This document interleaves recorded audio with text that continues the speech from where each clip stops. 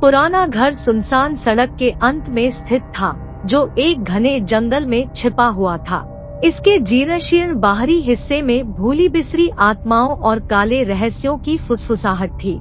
जासूस Alex Morgan हमेशा ऐसे मामलों की ओर आकर्षित होते थे जो भयानक, भूतिया और रहस्य की गहराई तक जाते थे, लेकिन ये वाला उन सब से अलग था। ऐसा कहा जाता था कि यह घर छोटे छोटे डरावने रहस्यों से भरा हुआ था, ऐसे रहस्य जो उसकी बुद्धि को चुनौती देते थे और उसकी कल्पना को प्रज्वलित करते थे। एक दिन जासूस मॉर्गन उस घर के रहस्यों को उजागर करने के लिए उस घर की ओर चल पड़े। जैसे ही जासूस मॉर्गन ने घर में प्रवेश किया, गलियारों में एक ठंडी हवा चली, जिससे मोमबत्ती की लपटें अशुभ रूप से टिमटिमाने लगी। हवा प्रत्याशा से घनी थी, मानो घर को ही उसके आने का पता चल गया हो। उसने अपनी छाती पर एक बोझ महसूस किया। छाया में दुख की एक अनदेखी बुराई की भारी उपस्थिति का आभास हुआ। जासूस मॉर्गन की जांच अध्ययन कक्ष से शुरू हुई, जहां एक धूल भरी किताबों की अलमारी दीवार से सटी खड़ी थी। पुरानी किताबों और बिखरे सामान के बीच उन्होंने एक छिपे हुए डिब्बे की खोज की। उस डिब्बे के अंदर एक घिसी-पिटी पत्रिका और एक रत्न था। पत्रिका ने एक ऐसे व्यक्ति की कहानी सुनाई जो दुहक से ग्रस्त था, एक ऐसा व्यक्ति जिसने अंधेरे के साथ एक समझौता किया था। उस पत्रिका में एक खोए हुए प्यार की बात कही गई थी, जो एक इसाबेला नाम की एक महिला की कहानी थी। उस आदमी ने उसे वापस लाने के लिए अकथनीय चीजें की, अलौकिक लाभ करने वाले अनुष्ठानों का सहारा लिया। पन्ने उस आदमी की वेदना और पछतावे से भरे हुए थे, जब उसने उस पल को याद किया जब उसने दुनिया में एक दुष्ट इकाई को फैलाया था, एक आत्मा संग्राहक जो जीवित व्यक्तियों की आत्मा के लिए भूखा था। एक अतृप्त जिज्ञासा से प्रेरित डिटेक्टिव मॉर्गन ने अपने दिमाग पर दबाव डाला। उसने प्रत्येक कमरे में प्रवेश किया और अधिक रहस्य प्रकट किए, जो अंधेरे में आदमी के इतिहास की भयावह तस्वीर को चित्रित करता था। ऐसा लग रहा था कि घर उसके चारों ओर जीवंत हो गया है। चरमराती फर्श की पटरियां और फुसफुसाती आवाजें जो पूरे हॉल में गूंज रही हो। वह जितना गहराई से रहस्य को उजागर करने की कोशिश करता, तनाव की भावना उतनी ही मजबूत होती जाती, मानो दुष्ट इकाई खुद उसकी उपस्थिति से अवगत थी और अपने रहस्यों की रक्षा करने की कोशिश कर रही थी। घर के नीचे एक छिपे हुए कक्ष में जासूस मॉर्गन ने उस व्यक्ति के अवशेषों के संग्रह को पाया। शक्ति और कब्जे के प्रतीकों से सजी प्राचीन कलाकृतियाँ। यह स्पष्ट हो गया कि वह आदमी न केवल एक हताश प्रेमी था, बल्कि आत्माओं का संग्रहकर्ता भी था, जो उन्हें अपनी इच्छा से बांधता था। जासूस मॉर्गन के मन में एक प्रश्न आया, किस उद्देश्य से वह आत्माओं को संग्रह करता था? रहस्य में डूबा हुआ उत्तर अभी भी उसके पास नहीं था। जैसे ही रात हुई और चांद ने घर पर एक भयानक चमक डाली, जासूस मॉर्गन ने खुद को दुष्ट इकाई के साथ आमने सामने पाया। इसकी आंखें एक द्वेष से चमक उठीं जिसने उसे हड्डी तक ठंडा कर दिया। यह एक ऐसी आवाज में बोला जो अंडरवर्ल्ड की गहराई से आती हुई प्रतीत हो रही थी। उसने उन रहस्यों को उजागर किया जो उसने खोजे थे। उस आदमी ने इसाबेला की वापसी के लिए अपनी आत्मा का आदान प्रदान करते हुए एक शैतान के साथ एक सौदा किया था, लेकिन शैतान ने नश्वर क्षेत्र में प्रवेश करने के लिए उस व्यक्ति के दोहक को एक झुकाव के रूप में इस्तेमाल करते हुए उसे धोखा दिया था। दुष्ट सत्ता को अपने अस्तित्व को बनाए रखने के लिए आत्माओं की आवश्यकता थी और मनुष्य अनजाने में उसका मोहरा बन गया था। अंत में सच्चाई सामने आने के साथ जासूस मॉर्गन को पता था कि उसे क्या करना है। उसे चक्र को तोड़ना था, फंसी हुई आत्माओं को मुक्त करना था और बुरी इकाई को वापस वहीं भेजना था जहां से वह आई थी।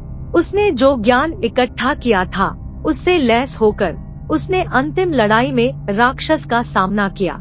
जो युद्ध हुआ वह प्रकाश और अंधकार के बीच भयानक संघर्ष था। जासूस मॉर्गन ने अपने पास मौजूद हर ज्ञान, चतुराई, समझदारी और ताकत के साथ संघर्ष किया। उसका दृढ़ संकल्प आदमी के खोए हुए प्यार और घर के भीतर फंसी मासूम आत्माओं की याद से भर गया।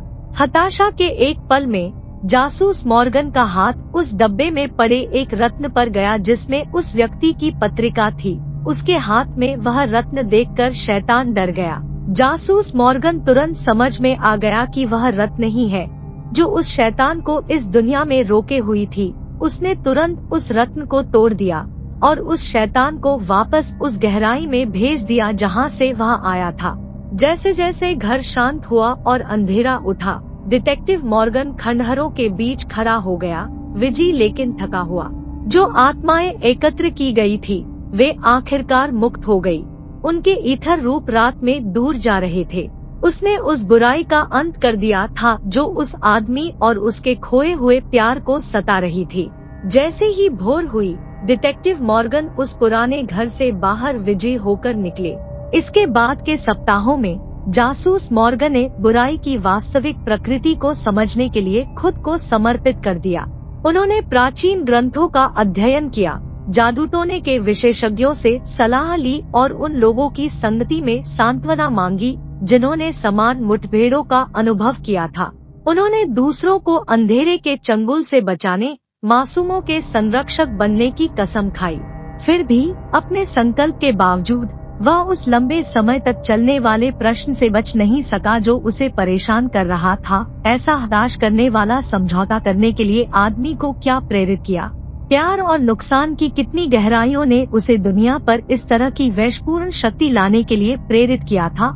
जवाबों की तलाश में जासूस मॉर्गन एक भूले हुए कब्रिस्तान पर जा पहुँचे। क्षतिग्रस्त कब्रों के बीच उन्होंने इसाबेला नाम की एक कब्र की खोज की।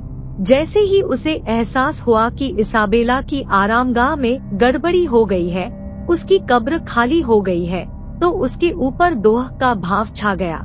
यह तब था जब वह सामने आई सच्ची त्रासदी को समझ पाया। इसाबेला की मृत्यु उस व्यक्ति के समझौता करने से बहुत पहले हो चुकी थी। वह व्यक्ति इसाबेला की मृत्यु से तड़प रहा था। शैतान ने आदमी की भेद्यता का शिकार किया, उसके दोह का शोषण किया और उसे असंभव का वादा किया, उसके खोए हुए प्यार के साथ एक पुनर्मिलन का वादा। प्यार से अंधा और पागलपन के कगार पर उस व्यक्ति ने शैतान की बात मान ली। आदमी ने अनजाने में खुद की निंदा की और दुनिया पर एक दोह स्वप्न फैलाया। जासूस मॉर्गन का दिल उस आदमी के लिए सहानुभूति से भर गया, दर्द और लालसा के लिए जिसने उसे इस तरह के हताश उपायों के लिए प्रेरित किया था। वह आदमी एक सतर्क कहानी बन गया था, अनियंत्रित दुख की विनाशकारी शक्ति की चेतावनी। लेकिन उनके कार्यों ने डिटेक्टिव मॉर्गन की अपनी यात्रा के लिए एक उत्प्रेरक के रूप में भी काम किया था, एक ऐसा रास्ता जिसने उन्हें मानव आत्मा के सबसे अंधेरे कोनों का सामना करने के लिए प्रेरित किया। नए उद्देश्य के साथ डिटेक्टिव मॉर्गन ने दूसरों को निषिद्ध ज्ञान के आकर्षण और बुराई के प्रलोभन से बचाने के लिए खुद को समर्पित कर दिया। वह एक रक्षक बन गया, एक ऐसी दुनिया में जहां प्रकाश की किरण जो अक्सर अंधेरे में डूब जाती है। आत्मा संग्राहक की कहानी जासूस मॉर्गन की स्मृति में हमेशा के लिए उकेरी जाएगी। प्यार की नाजुक प्रकृति और बेलगाम निराशा के परिणामों की याद दिलाती है। आत्मा कलेक्टर के साथ अपने मुठभेड़ से प्राप्त ज्ञान और अनुभव से लैस जासूस मॉर्गन अपने नए मिशन को शुरू किया। उनके द्वारा हल किए गए प्रत्येक मामले के साथ उन्होंने दुनिया में न्याय लाकर खोई हुई आत्माओं का सम्मान करने की कसम खाई। हमेशा के लिए आदमी के हताश प्यार और उन आत्माओं को याद करके निर्देशित किया जिन्हें उन्होंने मुक्त किया था। अंत में यह न केवल वह बुराई थी जो अंधेरे में छिपी हुई थी जिसने उसे परिभाषित किया, बल्कि वह प्रकाश जिसे उसने दुनिया पर चमकने के लिए चुना।